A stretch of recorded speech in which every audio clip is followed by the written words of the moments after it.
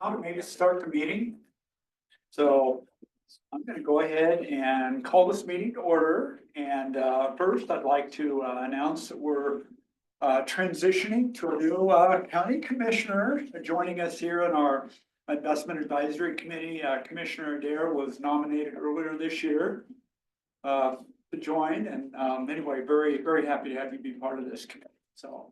Thank you, Bill. That's very kind. Looking forward to having your involvement here. So I think for the minutes, let's go ahead and do a quick round of introductions. And I don't know, Robert, do you want to start? And we'll kind of go around the room.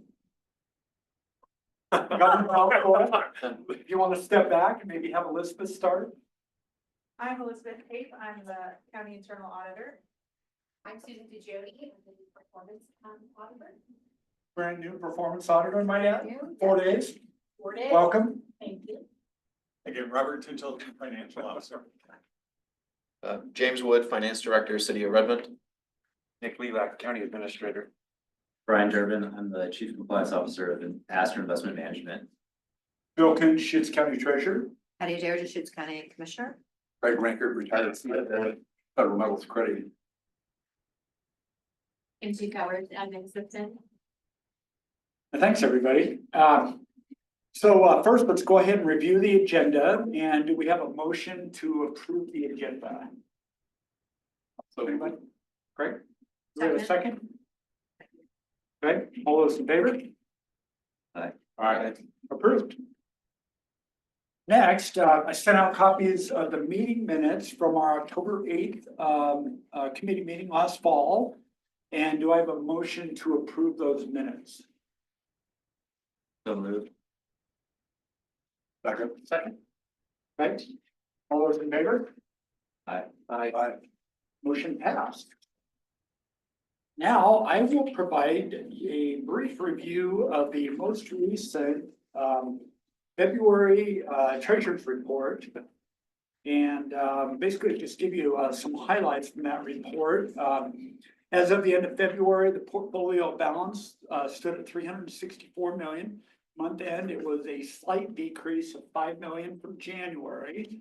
And this decline was primarily due to seasonal timing of tax turnover and also the county's ongoing funding needs.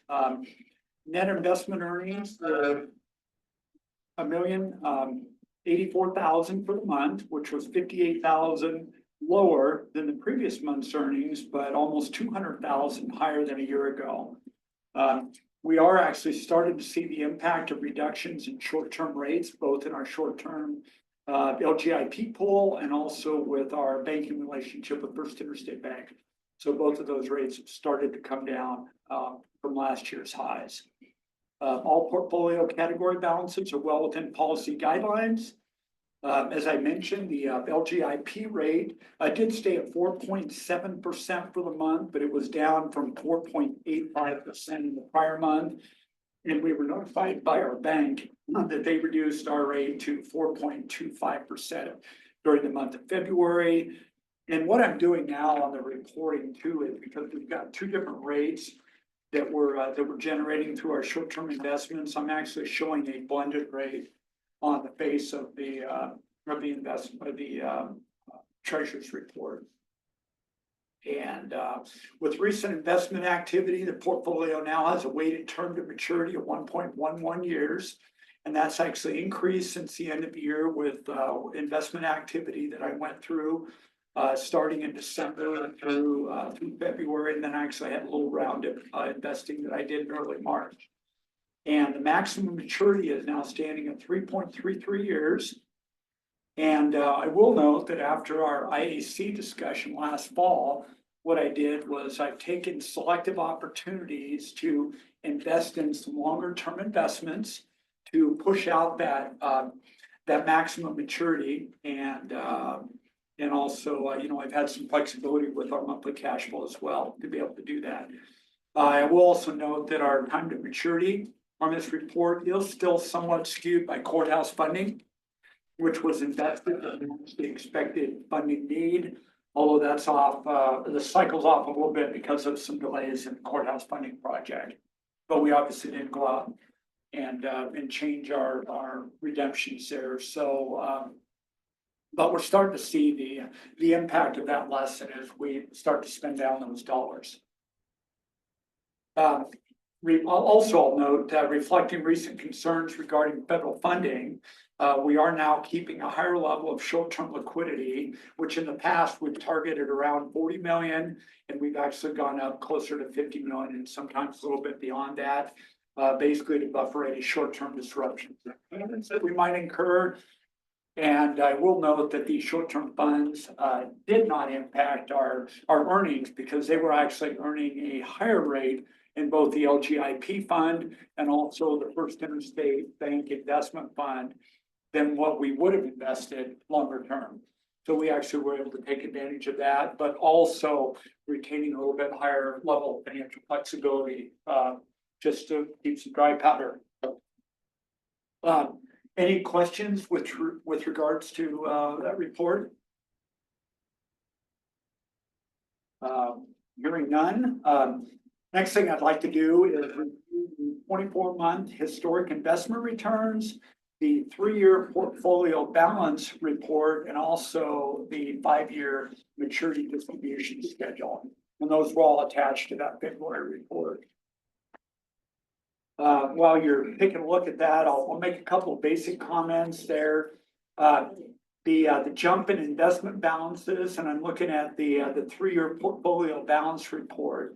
So when you look at that jump in investment balances that occurred in early 2024, and that was due to the influx of funds from both the bond issuance and also the Department of Justice support for the courthouse project. And like I said earlier, I took those funds and basically match funded those to the expected need with the courthouse funding project. How much is the balance you're expected to be spending on courthouse? Because courthouse project is what, 40 million? Yeah, it's actually increased You from, missed it. Oh.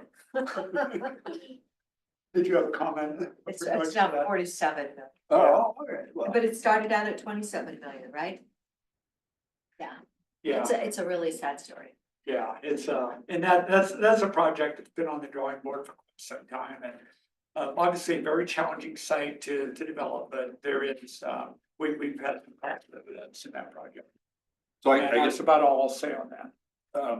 out of the 350 million that's, held, is there 47 million yet to be spent on? No, actually, that report actually, and I don't have the cumulative number that's still left that hasn't been distributed out of that. But the report does break down month by month how much of the monthly redemptions are targeted towards the courthouse project. And that was expected, the courthouse project was expected to be concluded in late November, December of 25. And now the expected delivery date, I believe, is 26? Yeah, August of 26. August of 26. Okay. So I guess I'm just, kind of trying to estimate how much drawdown will be. Yeah, Specifically for that project that's separate from. yeah, I probably Ongoing should have brought that information with me, but I did not. But it basically is broken down on that graph there. I mean, yeah, the red bar. red shaded area is actually funds that are targeted towards the courthouse project. And it looks like it all matures by November of this year. Is Yeah, that- exactly. Am I reading that right? Okay. Yeah. And then you'll just, I presume you're not paying it out until the work is done. So We're not paying it out until the work is actually done, until the pay applications come through on a monthly basis from our contractor. And then there's no additional money coming in from other sources. for the Other work. sources outside of what we've already identified. So all the remaining expenses or all the expenses for the courthouse have to be paid for by the county out of the funds that are Available funds. on hand today. Yeah, yeah, absolutely spot on. It's We do have some reserves. Go ahead. additional information. So it includes bond proceeds, but it also includes LACTIV, local efficiency funds, which was from ARPA related dollars, And it includes money from the states, as Bill mentioned. So we have, interest earnings and, some reserves as well. So it's broken out. We have all those funding sources combined, but what Bill invested was the, money from the. Bond proceeds and Bond proceeds. Department of Justice. Yeah. So do we have the 15 million from the state then? Yeah, we've had that. A long Yeah. time, right? We've had that for quite a Thank while. gosh, I went over and begged for money one Monday morning and I took the right friend and we got 15 million. Because, yeah, we had all kinds of letters with our legislators, the 7 reps from this county on the letter and they weren't gonna give us any money. Oh, Yeah, no, it Thank was, God we did. and, Yeah. and so that money's sitting in this, it's in sitting, Yeah. the 350. Yeah. or it it's was already gone, basically right? match fund invested. Okay. Yeah, in our portfolio and those funds as redemptions come due, they're basically available to fund future advances on the construction project. Right. Yeah. Since the project's getting delayed, are you just gonna put the stuff that's maturing on that we kind of, Short-term funding. yeah, just Yeah. put it in short? We're keeping it short-term funding. We'll be actually utilize it. And then with it's the proceeds from this November, tax that come in, that's usually the big investing that he does. We'll relook at the remaining, Yeah. payments now for the courthouse for those months and make sure that because you can see, we tried to stabilize it he tries to stabilize it throughout the months, but if we know we're gonna have some bigger payments scheduled, we'll get an updated cash flow projection. And that's a perfect segue into the 5-year maturity distribution report. We've obviously talked a little bit about the dedicated courthouse funding that's part of that, part of those redemptions. But our overall strategy is basically looking at somewhere in the range of $6 to $8 million in monthly redemptions, which are available to support a variety of needs with the county. And you'll see that we typically try to trend upwards to closer to that $8 million number as we get into late summer, early fall, before tax receipts come in, when typically our revenue is a little bit slower, but our needs are just as great. So, and I think that strategy has worked out really well. So my investing is basically targeting on filling out holes in our investment ladder. And I'm still targeting, pushing investments out at the ladder end of that through the investment ladder. And that's worked out, I believe, really well. So we've got a pretty good, kind of investment profile going out through that duration that should provide a consistent source of redemptions to fund county operations. Do you think you'll push anything out closer to the 5-year maturity? We've talked about that before and we don't have the luxury of having a significant amount of flexible available funding that we can push out that long. And I've really been challenged in terms of trying to keep those monthly targets full in meeting that $6 to $8 million in monthly redemptions. So, basically we are fully invested now from basically our tax receipts that we've generated. We do have one other minor, the third installment payment that'll be coming up here shortly on tax payments, but it's not significant. So we basically have invested the bulk of our investable funds for the year.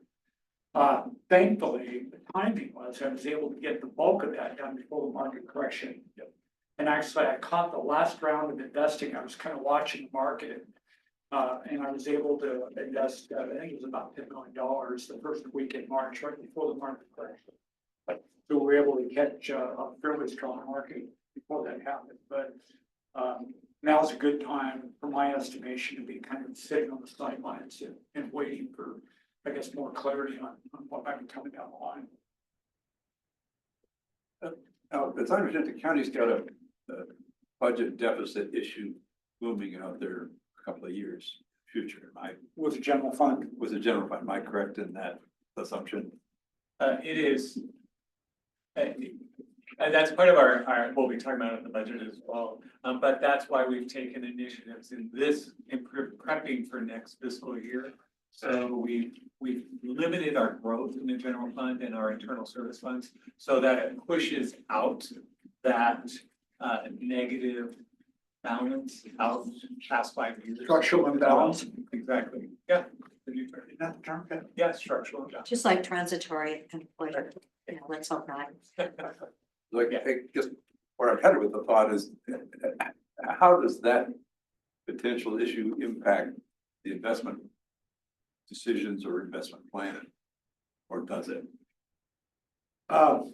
So the county's funds are a pooled investment of both restricted and non-restricted funds. So we are, unless there's a specific need out there, so there's a corresponding kind of a cash flow forecast that goes along with our investment philosophy. And what we do is we identify known needs on a monthly basis, obviously our payroll, first contributions, any debt servicing requirements, any known need out there is kind of being factored into the redemption schedule to know what, what those funds need to be utilized for. But longer term, obviously we need to be able to solve this structural imbalance in our general fund. And I'd say that's an acute need of certainly county leadership, county commissioners, et cetera, are very, very focused on that. And we're actually in the midst of our budgeting process right now, and that'll be a significant topic of discussion during the budget this year. Because part of the investment portfolio is what I'm gonna call a rainy day fund or an emergency funds are in there. Is that, I guess, would the structural deficit constitute a need, a reason to draw upon those reserves? If we don't stay, a structural deficit occurs when your revenue, instead of your revenues and expenditures being even, is that say your revenues are dropping below and then your expenditures are continuing to increase, right? So that means you're not getting revenue in, which you can equate to cash. So you're not getting the cash in and you're still spending it on all these expenditures. So, but the goal and what our charge was this evening, we still need to remain structurally balanced. So we are adjusting our expenditures so that our revenues are equaling our cash. The only way that would happen is if we decides to spend down reserves to pay for ongoing resources, and that's why we caution them. That's not the good thing to do with your No, ongoing That's budgets, not how we right? recommend that. Is you don't want to pay for ongoing costs with one-time dollars. Because then you would start using your cash, that your contingency that is built into that grant. Maybe the one nuance to it is health services, which their reserve funds are growing so significantly, and they could take potentially significant reductions in federal funding and or state funding. And that's one of the reasons that it's been growing, and you can explain how and why it's been growing better than I can. But that is one of the things I'm thinking about, is that reserve fund could help support health services operations for some period of time as we phase. We may phase cuts in, or we phase reductions in services in, or something, because that reserve fund has grown so significantly over the last, I want to say 18 months or so, from about 14 million to projected 34 million. Yeah. 5 So million. it's really Yeah, significant. over the last few years. And that's really the only county fund that finds itself in that position. Yeah, yeah. And part of that is delays, pandemic, and ARPA funding, and all sorts of different No, things. I thought it was from the CCBHC funding, the Certified Community Health funding that started in 2017. I thought that's where That was pre-pandemic. yeah, Yeah. it started then. We were one of 9 states in the nation that got that funding. And how in the heck have we been able to accumulate so much money? I mean, I think it's a serious issue. Like, and they're telling me that they're passing their audit every year, and I'm like, somebody's not auditing very well. Those dollars, so. Yeah. Like, how can that be allowed?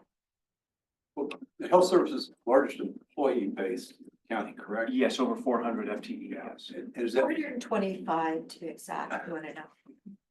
It's a problem. Oh, yeah. They've added 118 since 2019. Has our population gone up that much? It's kind of like the federal government, where our population has only gone up 2.6%, and yet our spending went from 4.4 trillion to what is it, 6.7 trillion or something crazy? Yeah. Yeah, 7 trillion. Okay, it's bad. So is it the largest budget item in the county? I think, yeah, From an it's expenditure. also the largest department. The sheriff's office From a is resource 68 million. Yeah. I guess, yeah, that sheriff's and the public health. And you said county health was 639, or that's the reserve? Oh, No, that was that's just the the reserve reserve. funds. That's the reserve. Yeah, That's reserve. 33.5. I don't mean to make this a budget talk. I think it's, Yeah. I don't have it up, but the total health services budget's in the 90 million range. If I recall correctly, because I think it was about a third of their budget that the reserves. And then, of course, There certainly is a correlation between the two, Okay, yeah, and we understand that and appreciate that. yeah, okay.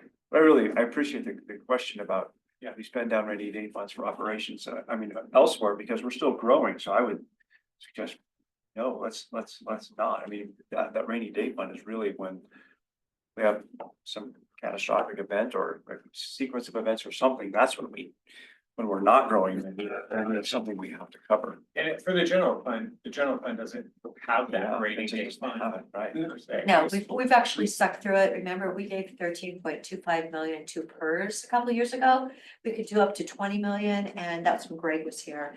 And I was like, okay, we really had that much money floating around, didn't we? And so we did that and. Until we did, Yeah, and then we did 8 million down to the Sun River Public Safety, and yeah, we spent a lot of money. And what do we have to show for it? Okay. And we have a nightmare coming. But of course, Robert's in charge, so he's watching it carefully. Great budget team. Absolutely.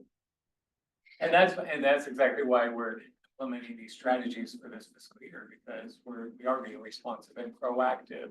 And for the general fund and others for going forward, so we don't get into a crisis. we have no choice in the matter. Yeah, okay. Yeah, it's an absolute. I mean, but you look back and you think, was that 13 million really a good idea at that time? If the state was doing a quarter match, so we ended up coming up with 16.25 million. Yeah, I remember that discussion Yeah. here in this committee, and I don't remember all the details, but it seemed like a good idea at the time, as I recall. I know. Then again, if you look at the investment return of PERS, it was really pathetic. Because apparently there were only 7 stocks that really did well. Thank God I owned The one of them. Magnificent Seven and the rest of the market was laggard. Yeah. Yeah. So it's scary. Well, I have a theory, you can't look back and change the past. Obviously, we need to manage today and looking forward. And obviously and we'll talk a little bit about that more when we talk about the market discussion, but obviously there's some headwinds out there. But I do want to make just a couple of comments with regards to the overall portfolio performance and yield. Talked about this before, but I want to remind the committee that we utilize a hold to maturity strategy that we don't actively trade our investments. And so as a result of that, we don't have to recognize book losses in the portfolio. But admittedly, we've been challenged with some laggards in the portfolio that were investments that were made 2 to 3 years ago. I will say that most of those are now maturing out of the portfolio. We've got about a year left to go. And then we're gonna, obviously, we'll see a corresponding bump in yield. Unless we see a dramatic correction in current yields available to us, but seeing a big swing there. And then again, we've got a roughly another year or so of some of those older investments maturing and rolling out of the portfolio. Also just mention that our seasonal investment cycle typically starts. Tax revenues are coming in late October, November. Typically, I'm doing my first investing of those tax proceeds in early December. And then, kind of goes for 3 months or so as we invest proceeds as they become available. And over this last cycle, I was able to lock in yields of anywhere from 4.1 to 4.3%. And also, as I mentioned earlier, pushing our maturities out to 3 years and shortly beyond that. So I completed the last round of investing in early March, right before the significant decline in bond yields. And overall, I'm comfortable with where the portfolio yield is right now, recognizing that we still have some laggards out there, but I think we're doing pretty well with the risk profile that we need to stay within according to our investment policy. So any questions on that? Can you ever like reformat this so it's like 30 day? instead of alphabetical? Can your system? just It's open it? actually, yeah. Could consider that, it's actually formatted by investment type. Oh, So yeah, we've got them sorted by investment type within that, and that actually comes directly out of our investment software, which is Simpro.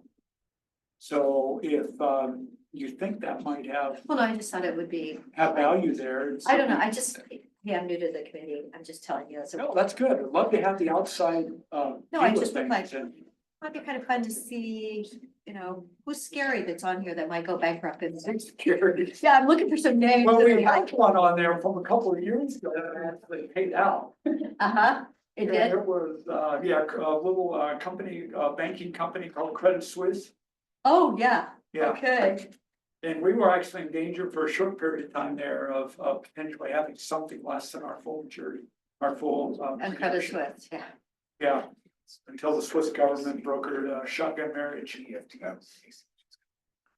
Yeah, and it was a bailout, basically a huge government bailout. Who took them over? Excuse me. Who took over Credit Suisse and did, what is it? Uh, They do all the tennis tournaments, yeah. What's her name? initials, Yeah, it's something B, something PB, whatever. Yeah. Okay, all right, we'll remember it later. I'll remember it later. I'll get back to you. on that. Just to follow up on a previous question that was asked on health services budget, it is the current fiscal year, their total budget is $92 million. Out of our total operating budget of about 428 million, that's taking out all the transfers and things, but our total budget with including service districts is $727 million. So 92 million out of 428 operating budget is. Right, so for health services. So it's all, yeah, almost a quarter, Almost. 20% of it. So. And the sheriff department's also in there, or in that 400 million. Yeah, around 65 million. 68 according just to my read meeting this. today, 65 to 68. Yeah, yeah. Okay. Yeah. They're large. Two largest departments. Well, it took me 3 years, but. Yeah, it just- well, and that's why I point out the sheriff's office, between the two districts, gets more funding than the general fund. That is, The sheriff's office, yeah, oh, yeah, with their 2 levies, yeah. yeah, yeah. It's 21.4, 21.5. Right. I guess I'm, surprised when I looked at the bottom line here and that the market value is still less than book value. And I'm, a year ago, I was not surprised by that or because where rates were, since rates have come down a little bit and since maturity has rolled off. I guess I was a little surprised to see that, but I hear what you're saying, or as I hear what you're saying, we still got some low maturity low interest rates that are rolling off. Yeah, that haven't matured yet. That should have an impact on that. That should have On an that market impact on that. valuation. And obviously there's a huge maturity in August of this year, which has been out there for some Yeah, time. and that was done prior to my time in this role. Right. And I've been, tried to be more consistent in terms of matching, redemptions to expected need in any one monthly cycle. So once we get kind of beyond that, I think we'll see things smooth out a little bit, but that was really kind of the last big round of investing that was done in a very low interest rate environment. So are you saying that then by September of this year, we would be back to a Gonna be, in my mind, I think that's a pretty good later this year. yeah, I mean, Yeah. closer to book value or Yeah. closer to market book, closer to the same, if not positive? Yeah, I think that's a safe assumption. Yeah. We're chasing market again. Yeah, that's not making any assumptions about what the future might hold, but basically with our current portfolio, how it's currently structured, I think that's a safe assumption to make. Okay, Yeah, but good comment. and nothing concerning you with regard to where the portfolio is, rates are, or cash needs? I think with our investment policy, which we'll discuss here in just a minute, I think we have a very low risk tolerance, which I think is holding us in good stead right now, but there's some interesting things going on in the market that we'll talk about here shortly. Yeah, but perfect segue into our county's investment policy, which is the next item on the agenda. As a reminder, our county investment policy should be in alignment with the Oregon State Treasurer's investment policy. We are required by our policy to review policy on an annual basis. Last review was done in April of last year, made very, very minor changes there.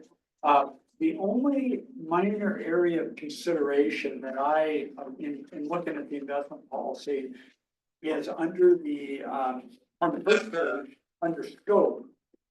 And we identify that the amount of funds falling within the scope of this policy over the next 3 years is expected to be in the range of between 160 million and 230 million. And that does include LGIP and bank balances as well. That range is low for where we are as a county right now. And whether or not we should go back and modify the investment policy to establish a more realistic and current range of what that investment portfolio should look like. And that would be really the only recommended change that I saw considered as a committee. Anybody have any comments on that, or? I would say that if you're looking at that sentence there, if you don't want to have to go through the hassle of updating that every time it changes, just remove it. I don't think it's necessary Permanent. to call that out as a number in the scope section there, so I would just remove that completely. Sound good? I support that. Yeah, I think that'd be an easier way of then trying to tweak it every year to basically accommodate changes in the portfolio balance. So why don't we do that? Why don't we just strike that sentence? And then we'll move forward and modify that, go through the process, and eventually get to Board of County Commissioners for final approval. But if we're comfortable with that, do I hear consensus on that? Fine with me.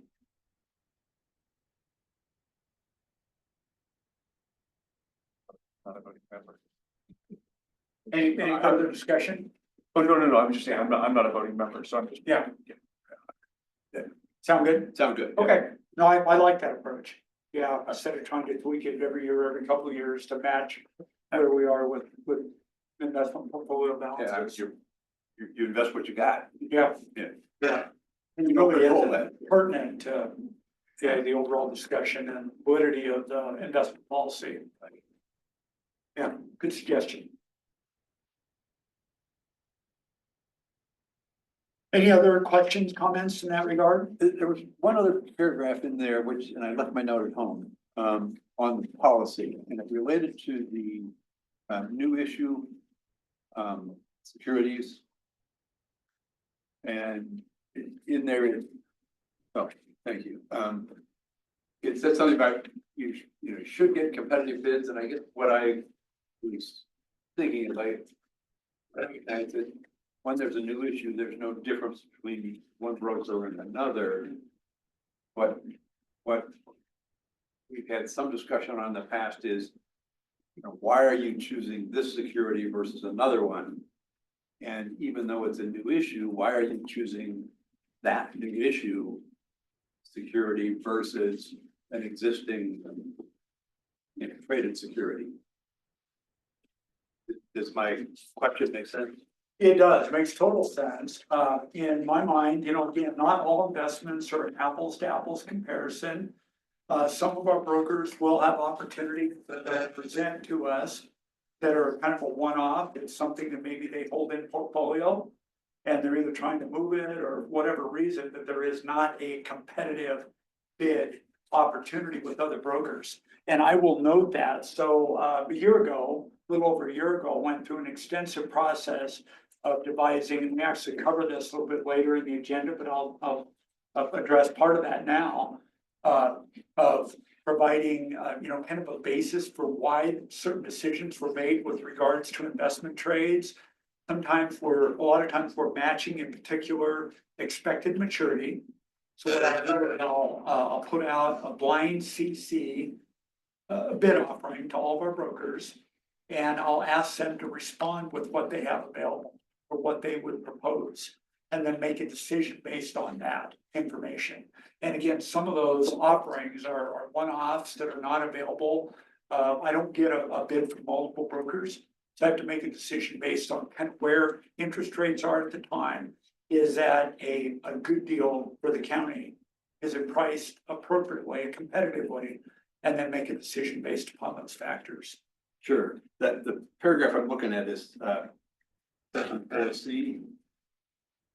In the last sentence, however, the investment officer is encouraged to document quotations of comparable securities. Where the other, the investment officer shall document quotations of comparable securities or alternate securities. I'm just, wondering, is that section C appropriate, or should it be? If should there be some, I want to put required in quotes, but required documentation says, oh, this is why I bought this new issue versus buying it. Sure. Yeah. And I know I remember the work we went through a year ago, or work you went through a year ago, and we reviewed it with terms of documenting your trade and why this one, and what was your thinking in choosing that security. So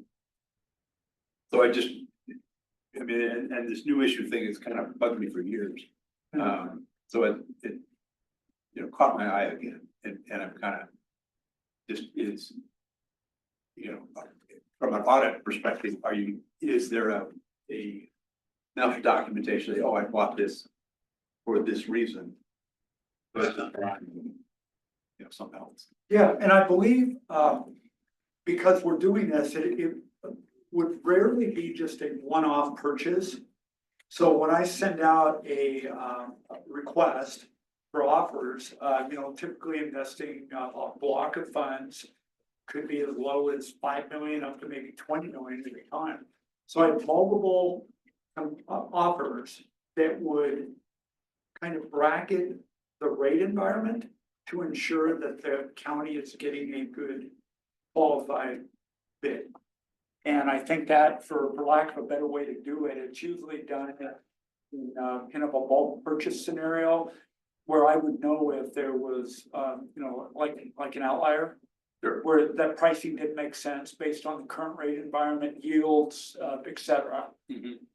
And so I think that, in the context of how the trading activity is going on, I think I'm providing appropriate support for the validity of the pricing. Okay. For the investments that are being offered. Does that make sense? Yeah. Okay.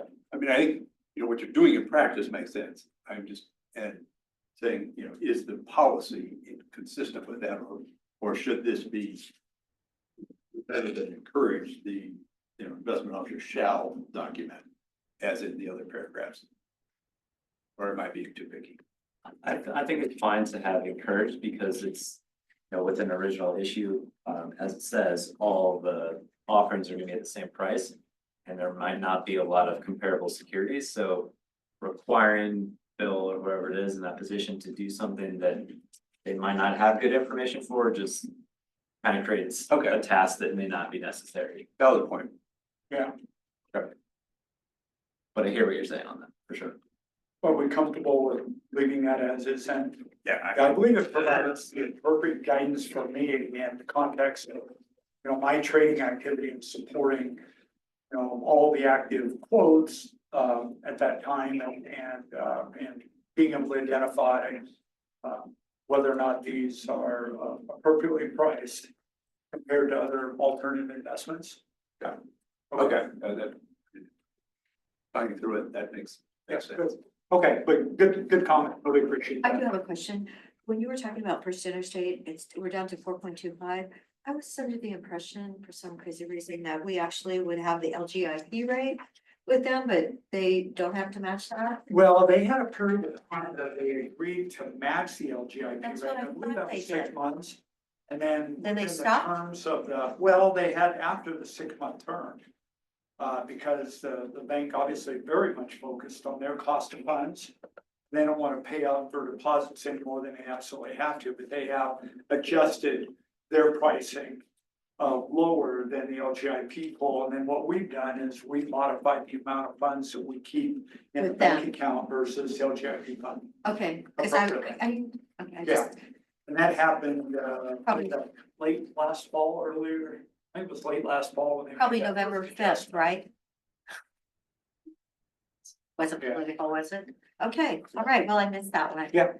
So is it possible for us to, I guess, have a MOU or agreement with the bank to tie that to a percentage of LGIP for the next few years to amend the agreement? It's, Just to, while it's up there higher before it free fall, you know, if it were to free fall. Didn't you know, go negotiate a similar arrangement with, the City of Redmond's relationship? I thought you did Oh, something like that. so we have, on the side, but we don't have anything like committed, and we're due for an RFP with our banking relationship, so. I think as long as things keep going well, we'll, you know, it's working.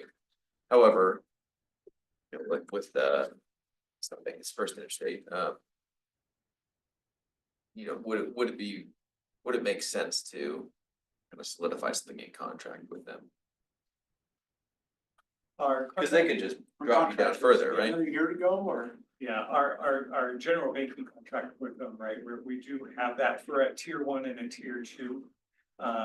A sweep account, but this was, we implemented outside of the contract process and did a tier 3 sweep, so it's above and beyond. It wasn't part of the original Right, contract. so that we get that extra, they were trying to encourage to keep more money local and with them, so that it's local. And by doing that, they did incentivize us by at first matching the rate, the full rate for the first 6 months, and then after that, it's a month to month.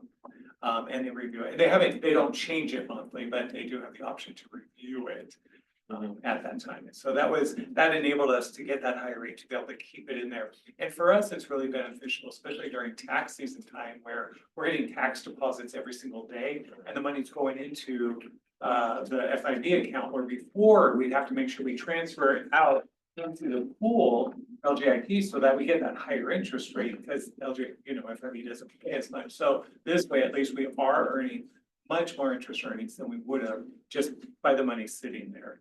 Until we do transfer it out, where we were missing on that opportunity.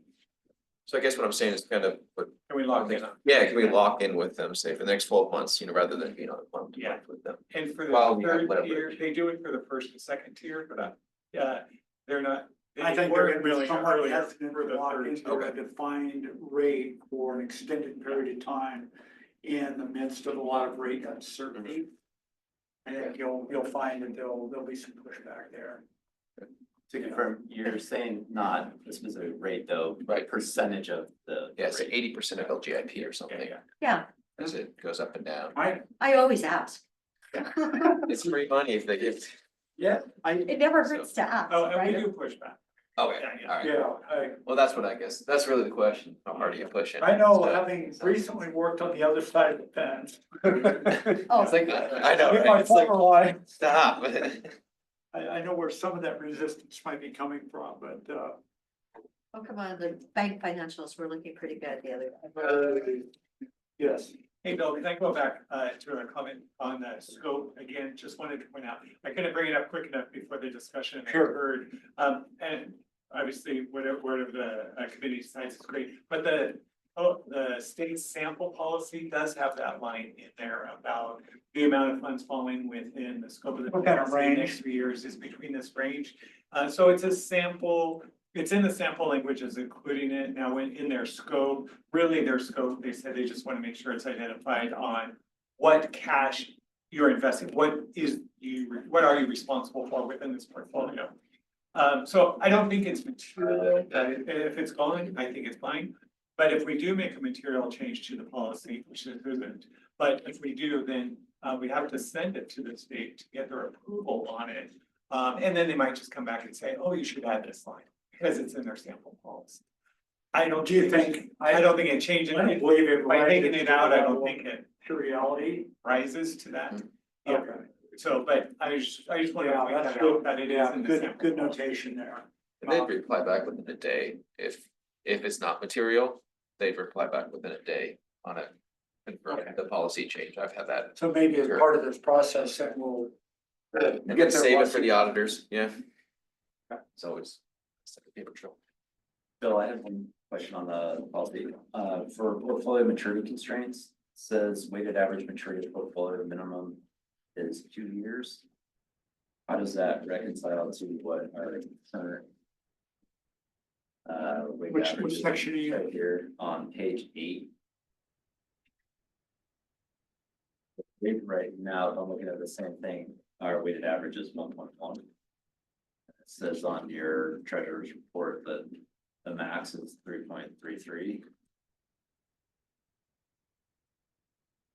Yeah, and that considers our short-term liquidity. If you pull that out, we would be well over that number. Total maturity, portfolio maturity constraints.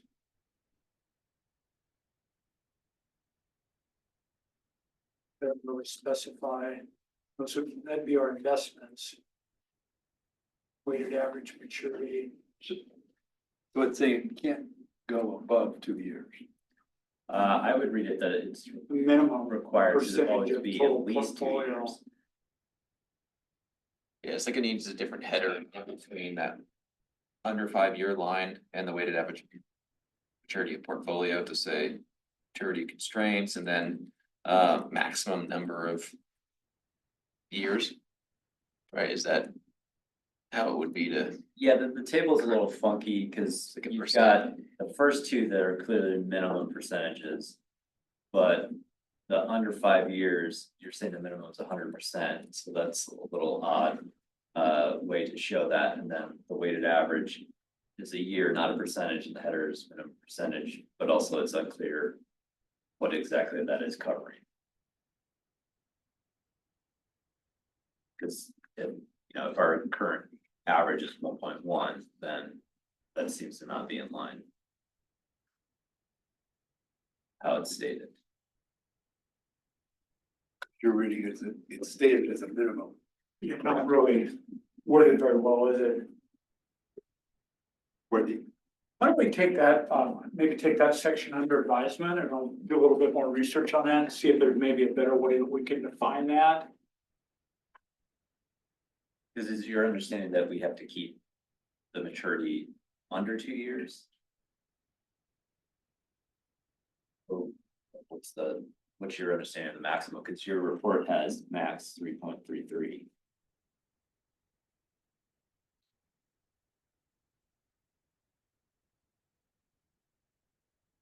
Yeah, like I said, the chart is not, yeah, not well worded, I think.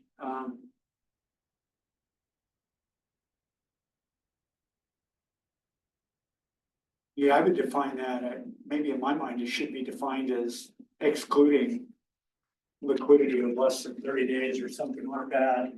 That if we exclude our, because we're keeping such high levels, both the LGIP and bank fund balances, that's skewing that number considerably. Which is pulling the weighted I don't know, average. how does the rest of the committee feel about that? I interpreted that correctly based on that. I was thinking the maximum average maturity, weighted average maturity should be 2 years. Not the minimum.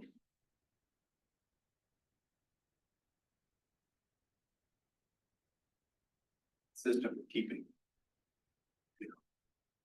Fair amount liquid in there. Yeah, it's kind of counterintuitive to the remainder of that chart.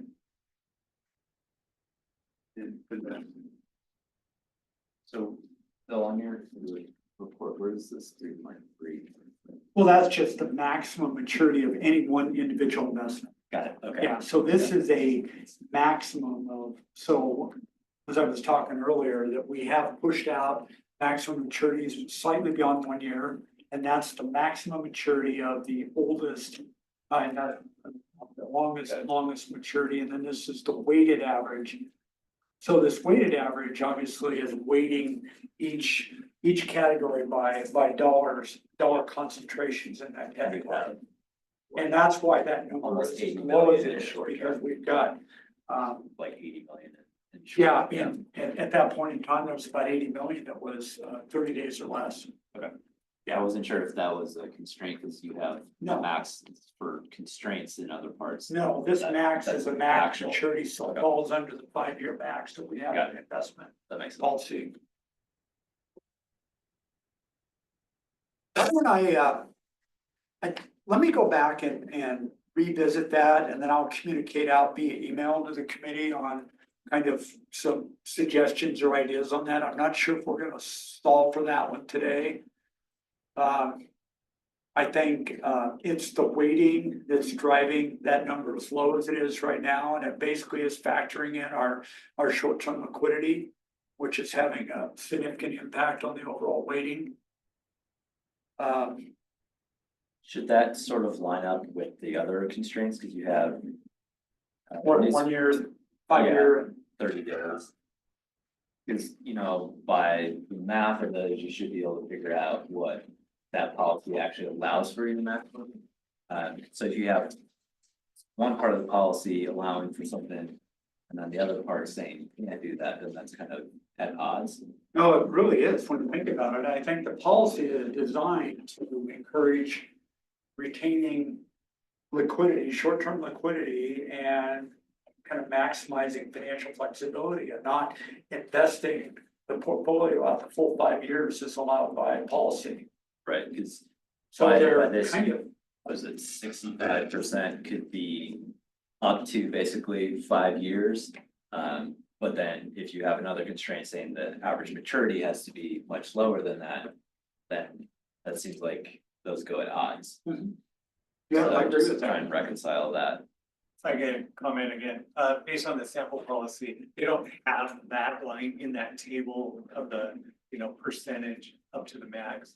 But if you look at, in our policy on the next page, on page 8, item F, I think that really clarifies what the intent was. It says, under, the maximum portfolio average maturity, that's what the stated final maturity shall be 2.0. So maybe it's just deleting it from that table up above, because you're right, it doesn't quite fit within that percent. And that statement's under interest rate risk, but as opposed to. Yeah, and that's a maximum, and here it says a minimum. So I think that's the challenge, is maybe just changing the verbiage to reflect consistency. Yeah, maximum portfolio average is 2 years. And here. Yeah, I think if we just add maximum weighted average maturity of portfolio 2 years. The sample policy says, to identify the I maximum. think we just need to modify that label. So instead of reading it from the top down, we would change this to maximum weighted average. And then it would be consistent with the next page. What I'm hearing Robert say is that the sample policy just deletes that line in the table. It's not in that table, right? It's under their interest rate risk. That's where they just state. that. Yeah, if you look at, Which is, item F, Yeah, on the Yes. next page, Correct. yeah, Yeah, makes a So, lot of yeah. sense. is it needed in the table? correct. It's kind of odd how they're doing the parameter of different risks instead of just having one full section that says here are the parameters for everything.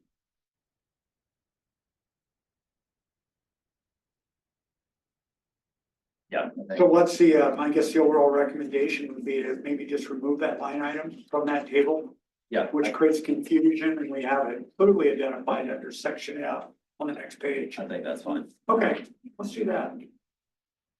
Although, that is a section about maturity constraints, so. The fact that they're pushing into another section about interest rate risk is. Like, that's not a great format, but it is stated specifically in that other section, so. Well, there's 2 ways to handle it. We either delete it under that chart, or option B would just be to expand on the label and just say maximum weighted average maturity of the portfolio. I would just delete it from the table, Leave it Just on the the- table or delete it. delete it. Delete it because the heading says minimum. Yeah, Yeah, no, let's do that. Yeah. Okay, no, good catch. Not very consistent.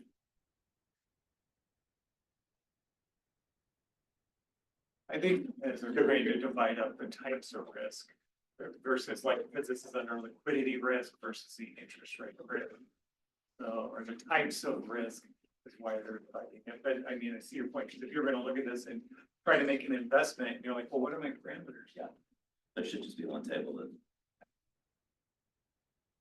Well, the important I'll thing write is to the that we state. don't lose There money. you go. You'll do what? I'll write to the state. Thank God, right? Yeah. I'll charge a consulting fee to You do look that. at their investment policy guidelines. No, I'm just thankful that we have such good rules, because I was somewhere else where that portfolio was losing millions.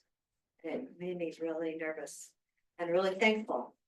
As an Yes. aside, you're aware that I assisted IAT with they now have an investment policy statement Oh, good. that's out there, yeah. Okay. Gina was very appreciative. And just some guidance around managing their pool funds, which they didn't have before.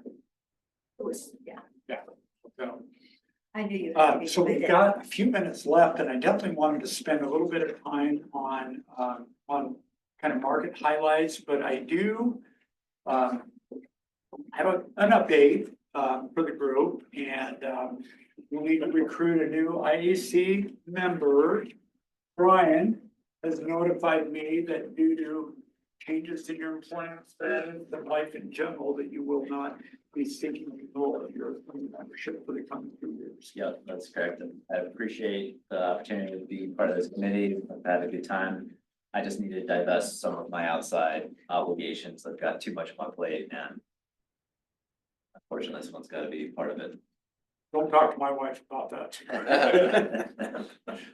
But no, I do want to thank you, Brian, for your service. You've been a great addition to this committee, and just, your kind of policy and attention to detail and all that. It's been greatly appreciated. Your involvement in the trading document, that worked out well. We had some great feedback there.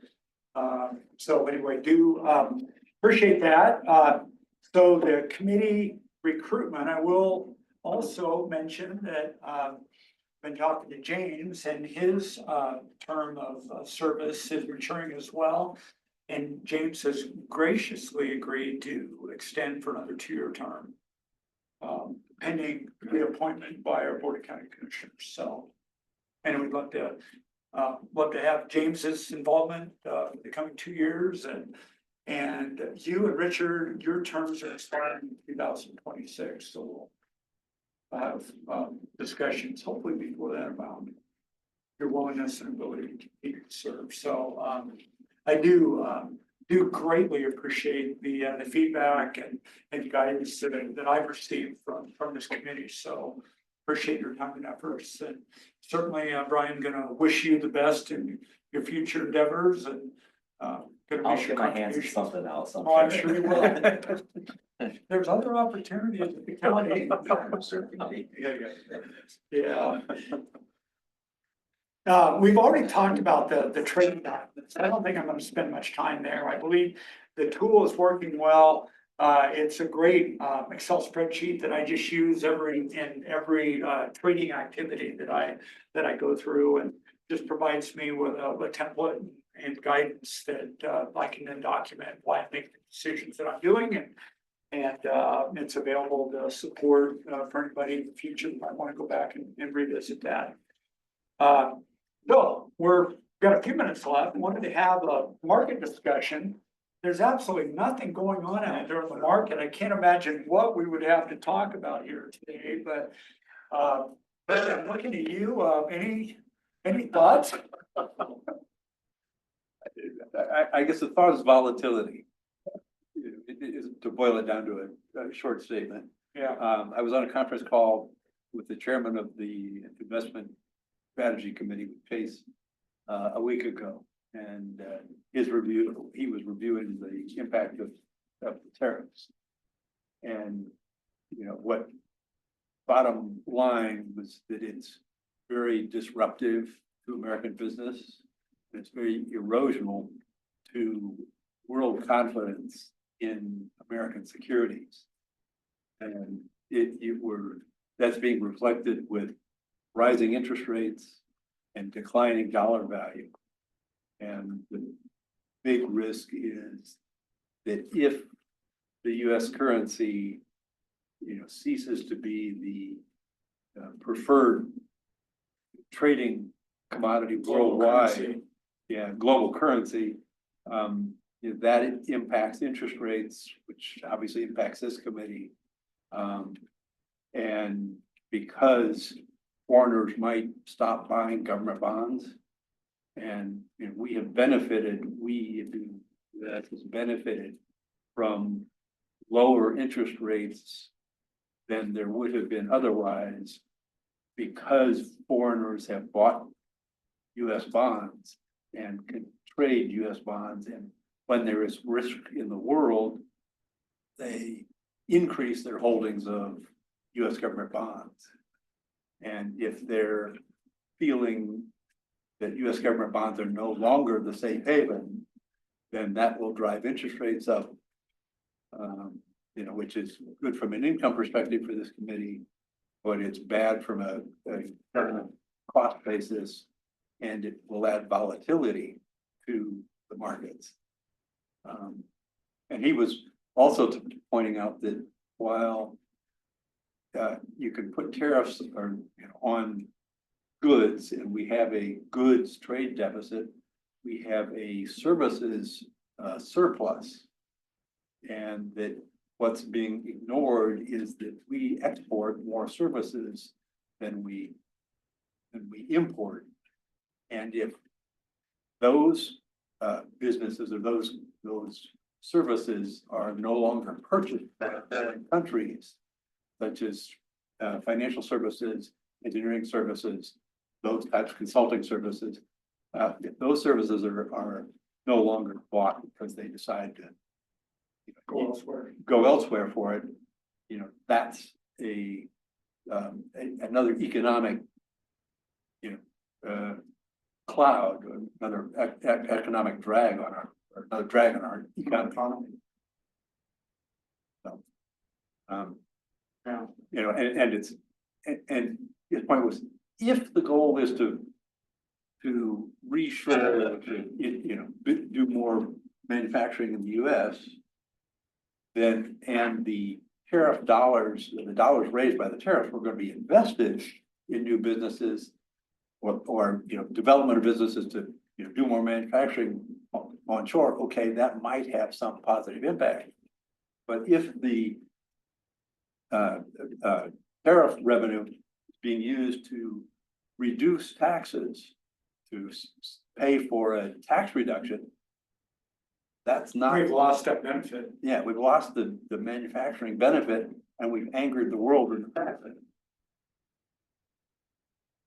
So, I think this, and obviously, in the last 10 days, we've seen tariffs up and down, and some exceptions, and and delays, and okay, now what? And I think the sense that I'm hearing from most businesses, many businesses are hesitant to make investments, and they're just kind of put the brakes on, which is bad, economically. And I was in the investment business when Paul Volcker was chair back then, which is reference my age. And we had stagflation, and that was a very difficult time, and it looks like we're headed there again. Yeah, I mentioned that very same topic to our Board of County Commissioners a couple months ago with regards to the potential of stagflation, which is, it's such a almost impossible problem to solve. Yeah, Puts the Fed in such a difficult position that, and it's a real concern out there right now. James, what are your thoughts out there from market? So right now I find myself wondering, what is the play? I think the market's reacting. Is it overreacting, underreacting? Is it what is being spoken out loud? Is that really what's intended? I don't know. I don't know what the truth is in all this, and it doesn't even matter what the truth is if the markets believe, one thing or another. So as it relates to the portfolio, I always look back at the ladder and kind of rest assured with that we're gonna. In terms of how we're positioned for the market, you don't have a huge tranche of, $50 million coming do, where now you have to decide, what do I do? Do I invest today or tomorrow and risk losing, X? So I think we're built well for the next maturity. When it comes in, just reinvest. Next one comes in, just reinvest, and we'll ride the wave up and down. So that's kind of my insight into this, knowing that, our hands are tied through policy, can't get too aggressive. And I think, go back to a comment Commissioner Dare made about, one portfolio losing millions, like, that's not gonna be the case with like, just with these bonds that we can invest in, so I guess. And that's kind of my thoughts around it all right now. I'm really curious to see what's gonna happen in a few months. It's like, I always think of like irrational exuberance.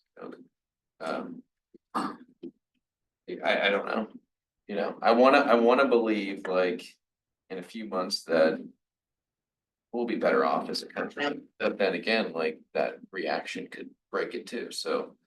Or if it's not the intent, so I'm lost.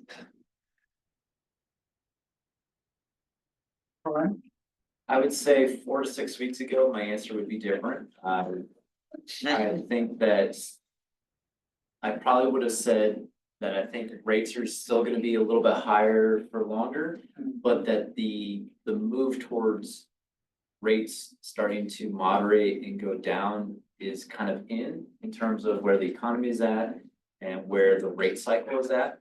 I think inflation has started to get managed, still up there somewhere. But we're seeing twos, not 3, 4, 5, 6, 7s on the prints. And the economy seems to be sort of cooling off. So I would have expected some rate cuts potentially later in the year to get a little bit down on that. So that's where I would have said, but now with what has happened, as was alluded to just a few minutes ago, other people losing confidence in US bonds has created a whole new disturbance in the market where even if we do experience inflation moderating, the economy cooling off, we may not get the rate cut benefit in the market that we were expecting because there's going to be this lack of buying pressure on yields. So I don't know where that balance kind of ends up, but I would have to say that at some point, if things get bad enough, quote unquote, bad enough in the economy, and there's enough cutting and things there, that will overtake any true like transactional pressure of buying or selling demand. We will see lower rates towards the end of the year. So I would probably plan for, at this time next year, having lower rates than we do now. Yeah, and I basically agree with all of those sentiments. I think that it's such a challenging scenario right now for the Fed with their dual mandate of basically full employment and reducing inflation and the challenges that the tariff variable has introduced into the economy. And it's been so swift and sudden. And Craig, to your point, if I was the CEO trying to have longer term decisions with regards to capital investment in a business, in terms of that kind of uncertainty, I think that will naturally drive to kind of a retrenchment. And I just don't see a lot of, big major investments going on right now until there's better clarity. And really, I think gauging the impact of this tariff activity on inflation, I think is going to be really interesting over the next even 30 to 60 days. May take longer than that for it to filter down through the economy, but I really see that as kind of a big play. I still think that there'll be some rate cuts. Still forecasting maybe a couple between now and the end of the year, but who knows? I mean, that might change dramatically if the Fed starts to see signs of a dramatically cooling economy, and they may try to stimulate activity sooner than that. But, and then the big picture again is, full faith and credit to the federal government. And if we are not the safe haven anymore, I think I could have a dramatic swing on rates, on perception of US government debt. That's troubling. So, finally, and I know we're running a couple minutes late, but I just wanted to let you know that next steps, I typically go through an annual review of our broker dealer. Cadre of, I didn't get to say my opinion. oh, I'm sorry. Yeah, I'm like, I'm sitting here like, I'm going, you have got to be kidding me. Okay, so I watch Maria every morning. I love Maria Bartiromo. She actually loves this country. And if we don't start making our pills in America, we actually, I told my husband, I really don't care what, we have got to start making our pills. We've got to start bringing back things. And people that were listening to President Trump knew they needed to bring back stuff here. So honestly, I've seen those companies. I've heard from another, some gun company. Actually, they had stuff in South Africa. They moved back here in November. I mean, people that were listening to what was going on. I had my husband sell his BMW when we first got married. Now, I know he would never listen to me like that in today's world, but I said, you gotta buy American, honey. So anyway, to me, it's way better for our country. If you all were listening to the numbers now, men are now 20.5. With autism charges, 1 in 20.5, it's worse on men. I mean, there's some really cool things happening, and we've had all this crap built in China, which is, and those light bulbs, I think Senator Lee thinks those light bulbs are crap too. Anyway, we've got to get it, for the good of our humanity, we've got to get our people healthy again. They are not healthy, and you've got to think beyond, I mean, I want us to be safe, but it's way bigger than just money here. It's like our livelihood. Our country's no longer healthy. It's really frightening when you see, what is it, 60% of Americans now have these terrible diseases.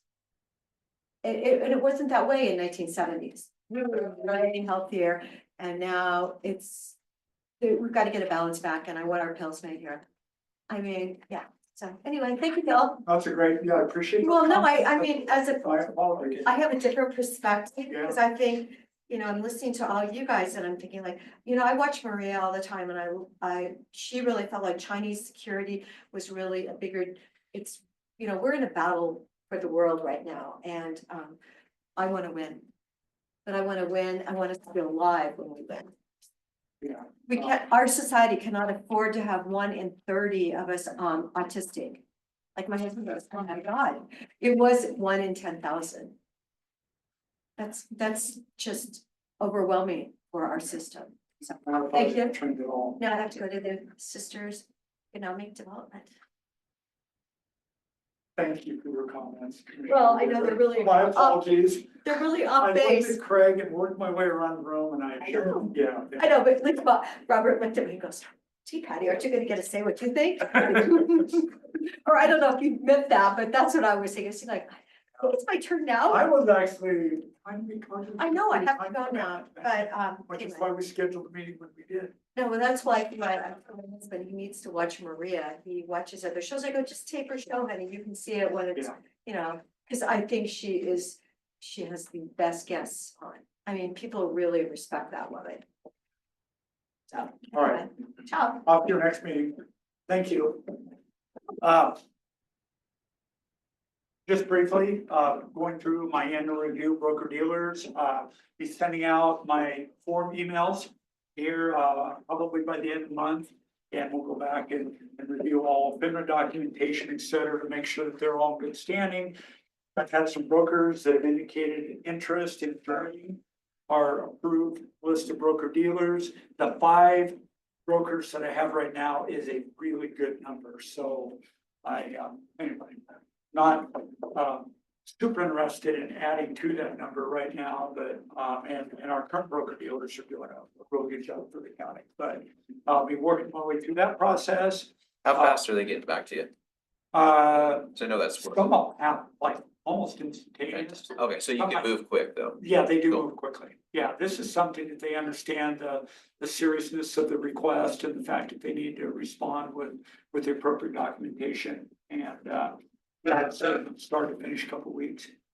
When I send out the request, when I get all the information back in. Oh, I guess I mean the bids, when you go out for, Oh, Yeah. hi. They're usually within, anywhere from 15 minutes to an hour. Okay, all right. When I send out requests for investment quotes. Yeah, some I have to reach out to and say, hey, I need to get a quote back here quickly, but. Any other discussion items for the good of the order? If not, I'll entertain a motion to adjourn. Second. Or motion. Second. There we go. All right, we stand adjourned and, thank you so much for your active engagement. Brian, you'll be missed. Thank you, Brent. We'll go out and try to find a suitable replacement for you and, James, thanks for your willingness to, re-up for another,